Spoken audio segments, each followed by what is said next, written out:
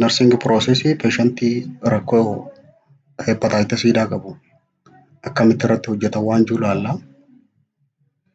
Nursing processing akkuma beekamu isteeppii 5 qaba. San keessaa jalqaba assessmentidha. During assessment history taking irraa kaana seenaa isaa guutuu fudhanneeti physical examination goona. During physical examination namni tokko yoonii fi liver cirrhosis qabaate mallattoolee akkam faatu irra mul'achuu danda'a. During physical examination assessment finding patient kanarra mul'atu siistama adda babaafnee ilaalla. Neurological irratti narvii irratti hepatic encephalopathy faa mul'ata. Hepatic encephalopathy mata dureetti aantu jalatti ilaalla. Kabiraa peripheral neuropathy qaba. Qaamni fageenya irra jiru, narvii fageenya irra jirtu dhagahuu dadhabuu. Astrexia faa jira. Astrexia jechuun hollachiisuudha. Harkifaan hollatudha. Narvii irratti kanaatiitu mul'ata. GIT irratti gastrointestinal system irratti mallattoolee mul'achuu dandeessu. Nausea fi vomiting faa, lolloonchisuudhaa fi haqqisiisuu akkasumas anorexia qaba. Anorexia jechuun fedhii nyaataa dhabuu, loss of appetite isa jennuun sanii, and also dyspepsia qaba. Dyspepsia jechuun namoota yeroo nyaatan nyaanirraa hin dalagamne akkasumas heertibarnii gubaa lapheedhaa warreen qaban saniin dyspepsia jaaniini. Inni biraa change in the bowel habit, haalli bahumsa sagaraa isaanii jijjiirama. Fetor hepatics qaba. Fetor hepatics jechuun fooliin afaan isaa irraa bahu, fooliin hafuura isaa bifa marga haaree ammaan tana haamamee fakkaata. Fetor hepatics jaaniin ni ajaa'iba jechuu fooliin isaa. Takka immoo wiskii yeroo dheertuu turte fakkaata. Dull abdominal pain qaba. Namoonni liver cirrhosis qaban garaan isaanii akkanuma guutuu dhukkuba. Bakka kanaan dhukkubaa osoo hin beekne. Dull jechuun kan bakka tanaan qabne jechuudha. Inni biraa esophageal gastric varices jira. Esophageal gastric varices jechuun kokkee liqimsituu tana keessatti dhoohuu jechuudha. Dhiigni itti dhiigaa dhoohee dhiiga fa'aa haqqisa namoonni kuni. Hematemesis qaba. Hematemesis bloodii kana vomiting bloodidha. Dhiiga yoo haqqise hematemesis jaanna. Inni biraa hemorrhoid illee qaba.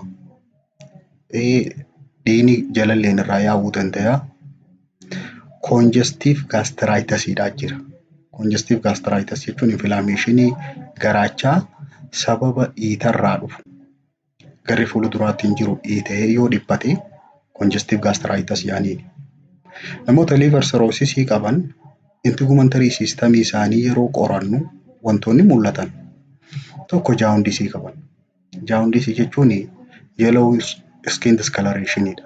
Halluun gogaadhaa bifa keelloodhaatti jijjiiramu. Kabiraa spider angioma dha. Spider angioma jechuun sharaaratti takka immoo saaphaphu mana saaphaphuudhaa fakkaata. Mana saaphaphuudhaati waan fakkaatiitu qaama isaa kanarra waan diddiimtuu itti dhiigaa kun ol babahee akka waan baala mukaa fakkaata. Takka immoo mana saaphaphuudhaa fakkaata. Spider angioma jaaniini suuraa isaa isiniif hin erga. Kabiraa palmar erythema dha. Palmar erythema yeroo jennu sanacha kana gaanaan harkaa kun keessi isaa diddiimachuudha. Kabiraa purpura and pitatia dha. Purpura and pitatia jechuun bleeding under skin dha jira. Gogaan kun akkanumatti diddiimata. Gogaa kana jalatti dhidhiiga. Akka waan namni dhahee fakkaata. Kabiraa caput medusa dha. Caput medusa yeroo jennu hiddoonni dhiigaa garaarra jiran kun ol kaka'anii dhiitawanii gurguddatanii mul'achuudha. Caput medusa jaaniin. Namoota liver cirrhosis qaban irratti qaama isaa yeroo laaltu wantoota kanaa mul'ata. Kabiraa hematological system irratti dhiiga isaa yeroo laalan anemia qabaachuu danda'a. Hanqina dhiigaa qaba. Thrombocytopenia qaba. Thrombocytopeniaanii yeroo pilaatileetiin garmalee ol ka'u thrombocytopenia jedhaniini. Coagulation disorder. Coagulation disorderiin dhiigni kan taruu didudha. Sababni isaa liivarii keessatti clotting factoriin achi keessatti oomishama jenna. Kanaafuu waan rakkoo isa kana oomishuu dadhabduuf dhiigni irraan dhaabbatu yoo dhiige. Splenomegaly qaban. Splenomegaly jechuun spleniin bakka itti dhiigni itti of haaromsu yeroo bone marrow keessatti oomishamee splenii keessa seena. Spleniin suni waan dhiiga kana tajaajiluu hin dandeenyeef ni dhiitoyti. Kabiraa central nervous system jalatti fluid retention fa'aa qaba. Fluid retention dhangala'aan qaama keessa walitti qabamuu, dhiitahuu, peripheraalii deemaa jira. Namoonni yoo liver cirrhosis qaban qaamni isaanii ni dhiitawa. Akkasumas ascites jira. Ascites jechuun bishaan kalloo garaadhaatii fi garaa kana jidduu walitti qabamudha. Fluid accumulation in the peritoneal cavity dhaan ascites jedhama. Metabolic irratti yeroonii fi elektiroolaayitota qaama keessa jiru. Yeroo laalu namoonni liver cirrhosis qaban potassium deficiency qaban. Hanqina potassiumidha. Akkasumas hyponatremia mudatan. Soodiyam illee qaama keessa gad bu'a. And also hypoalbuminemia qaban. Hypoalbuminemia jechuun albuminiin plasma proteiniin dhiiga keessa jiru gad bu'udha. Reproduction system irra yeroo laallu yoo dubartii taate amenorrhea qaban. Amenorrhea jechuun absence of menstruationidha. Menstrual cyclein marsaan laguudha, hafuudha. Yoo warreen dhiiraa taate immoo testicular atrophy. Testicular atrophy jechuun xixiqqaachuu qillee cinaaniiti. Qilleen testikiliin kun garmalee xixiqqaata. Testicular atrophy jiraannaan namni tokko reproduct godhuu illee hin danda'u. Kabiraa impotensii qaban. Impotensii jechuun fedhii walqunnamtii saalaa dhabuudha. Gynecomastia illee ni jira. Gynecomastia kan jennuun yoo warreen dhiiraa irratti harmi isaanii kun gurguddate gynecomastia jedhama. Egaa assessmentii irratti eega kana laalle manaajimentii namoota kanaaf godhamu akka waliigalaatti liver cirrhosis yoo jiraate wantoonni ittiin manaaj goonu keessaa inni jalqabaa nutritionidha. Waa'ee nyaataati. Maintain caloric and vitamin diet. Give protein as tolerated. Namoonni liver cirrhosis qaban nyaata kaalorii qaban jechuun nyaata kaarboohayidireetii qaban akkasumas vaayitaaminoota fudhachuu qabanii garuu pirootiinii akka dandeettii isaaniitti. Pirootiinii yeroo irraa dhorkamuu jira. Yeroo irraa dhorkamu in case of hepatic encephalopathy fa'aa yoo jiraate summii qaama keessaa tiruun tun baasuu yoo dadhabde guutumaan guututti irraa dhorkama pirootiiniin.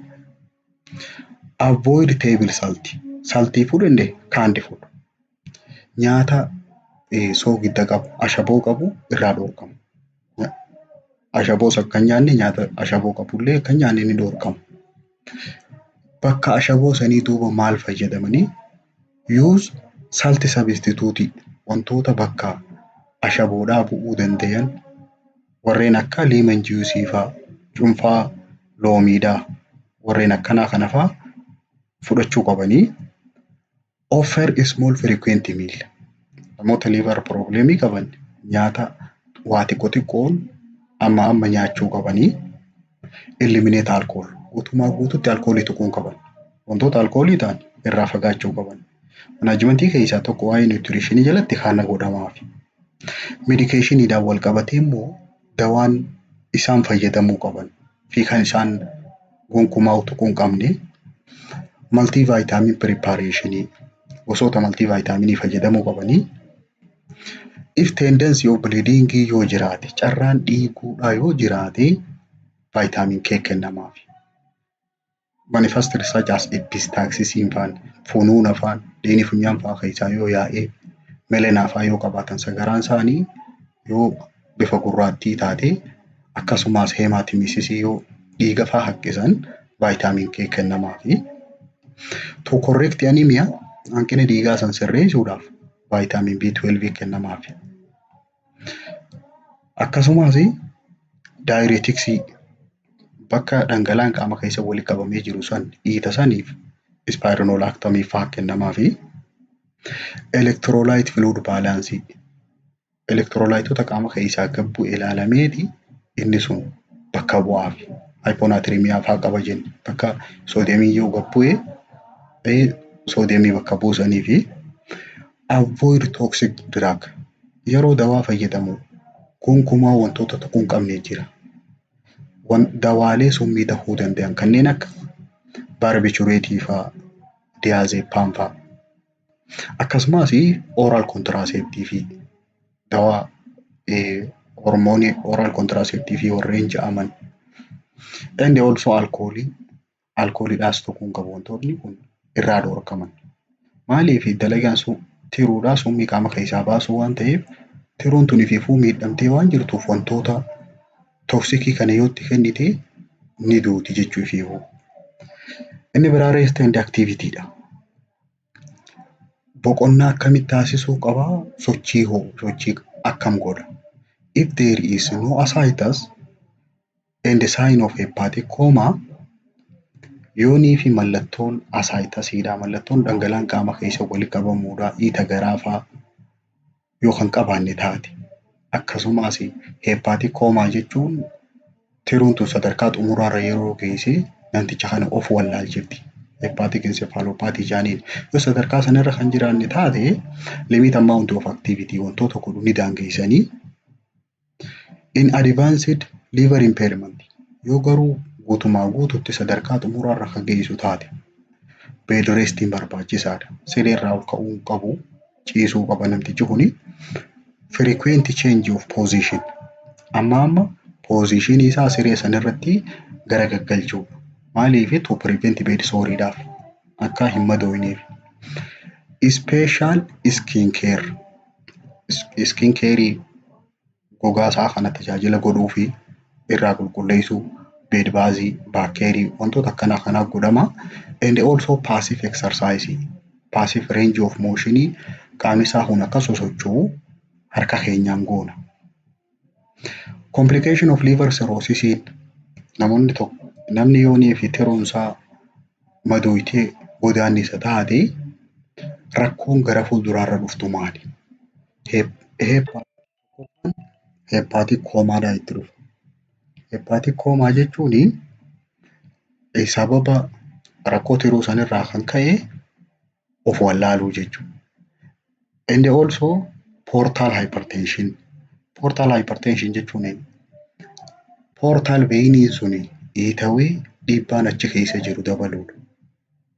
And also bleeding and esophageal varice dhiiguu danda'a.